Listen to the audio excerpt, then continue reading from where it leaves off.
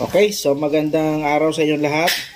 Ngayon ay mag-unbox tayo. Order natin na lemongrass essence. So gagamitin natin ito. Gagawa tayo ng DIY na sabon. Okay, so buksan na natin. Galing pa ata ng Bacolod dito. Layo pang pinanggalingan. Kaya sana ay okay yung order natin. Ayan. No? So nakabalot ng napakalaki. Oh, kahit nakakuha na siya, naka box, nangangamoy tanglad na agad.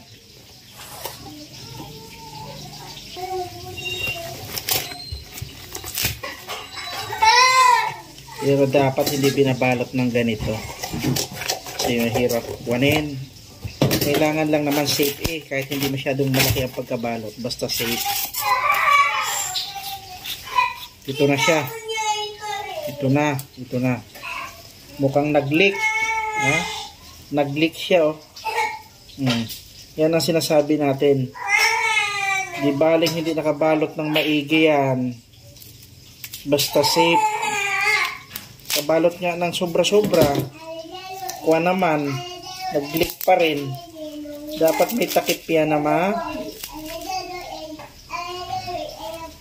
Dapat may takip na hindi naglilik.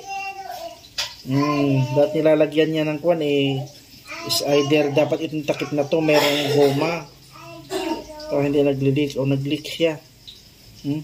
Napakabango. Napakabango niya.